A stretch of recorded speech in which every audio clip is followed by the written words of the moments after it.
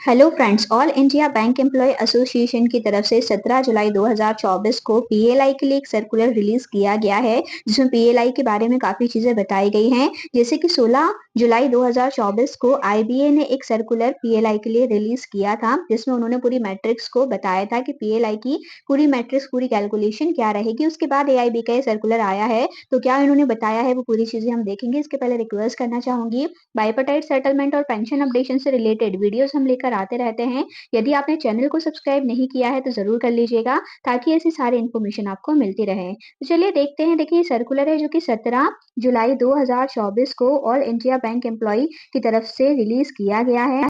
In our earlier UFBU circular, we had informed about the minutes signed with the IBA। तो last circular में इन्होंने बताया था कि किस तरीके से IBA के साथ मिनट साइन हुआ है। उसके बाद कुछ रिवाइज्ड पैरामीटर्स निकाले गए हैं। Based on this minute signed with IBA and UFBU, IBA has issued circular। उसके बाद IBA ने प्रॉपर एक सर्कुलर इशू यहाँ पर किया, और IBA का अर्लियर यानी कि कल का भी एक सर्कुलर रिलीज हुआ है PLI को लेकर। The revised norms matrix will be applicable for grant of PLI for the year 2023 to 24।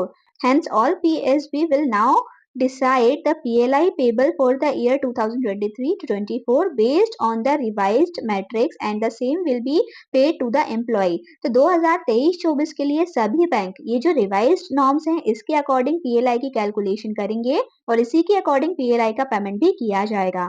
Under this revised norms, each bank can decide any of the following parameter for granting the PLI। जैसे कि last circular में ही इन्होंने बता दिया था कि ये जो 8 पैरामीटर हैं, इनमें से किसी भी 5 पैरामीटर को लेकर बैंक चलेंगे। वो अपनी प्रायोरिटी के अकॉर्डिंग डिसाइड कर सकते हैं कि कौन से पैरामीटर लेना बैंक के लिए ज्यादा बेनिफिशियल रहेगा, जैसे कि CASA, NPA, SMA, non interest income, total business profitability, ROA, ROE, government schemes. तो जो भी ब्रांचेस हैं, जिस जगह के ब्रांचेस हैं, उनके अकॉर्डिंग सभी को अपनी प्रायोरिटीज पता होती है, कहाँ कौन सी परफॉर्मेंस ज्यादा है, उसके अकॉर्डिंग वो लोग पैरामीटर्स को डिसाइड कर सकते हैं। Bank can decide the matrix for amongst and above parameter looking their business potential, priority, business plan etcetera, instead of PLI of 5 days, 10 days and 15 days. पहले जो पीएलआई का पेमेंट हो रहा था वो कुछ इस तरीके से था कि 5 डेज, 10 डेज या फिर 15 डेज। या तो आप 10 डेज के अंडर में आएंगे, और नहीं तो डायरेक्टली 15 डेज के अंडर में आएंगे। बट न्यू रिवाइज्ड नॉर्म्स के अकॉर्डिंग यहाँ पर जो अब पीएलआई का पेमेंट होगा वो होगा फ्रॉम 1 डेज टू 15 डेज, यानी कि जो भी परफॉर्मेंस रहेगी, जो भी पैरामीटर रहेंगे, उसके अकॉर्डिंग हो सकता है सिर्फ 1 डे का ही पीएलआई मिले। इसके पहले मिनिमम 5 डेज था ही था, लेकिन अब मिनिमम 1 डे भी हो गया है।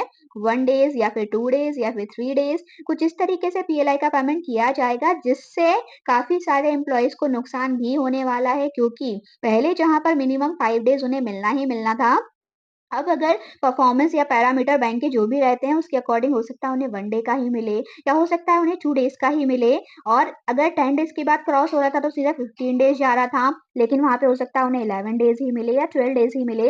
क्योंकि जो परफॉर्मेंस होती है, देखिए ग्रोथ होती है, बट हमेशा ही जरूरी नहीं है उतनी ग्रोथ हो ही हो। कई बार प्रॉपर किसी पैरामीटर पे ग्रोथ नहीं हो पाती है, तो उसके अकॉर्डिंग एम्प्लॉयज को काफी हर्जाना यहाँ भुगतना पड़ सकता है। जो पीएलआई स्टार्टिंग में एम्प्लॉयज को अच्छी तरीके से मिला था, वो शायद अब उस तरीके से ना भी मिले। तो जो भी रहेगा, अब इस बार जब पीएलआई क्रेडिट होगा तब ज्यादा अच्छे से क्लियर हो पाएगा, क्योंकि इस बार का जो पीएलआई पेमेंट होने वाला है वो अकॉर्डिंग टू रिवाइज नॉर्म्स ही होने वाला है। हालांकि अब ये रिवाइज नॉर्म्स अनाउंस कर दिए गए हैं, तो अब इसके अकॉर्डिंग बैंक्स कैलकुलेशन करके अपने एम्प्लॉयज को इसका पेमेंट कर सकती है। यानी अब सभी एम्प्लॉयज को ज्यादा वेट नहीं करना पड़ेगा, जल्दी से जल्दी उन्हें पीएलआई मिल जाएगा। लेकिन हाँ, कितना मिलेगा ये नहीं कहा जा सकता।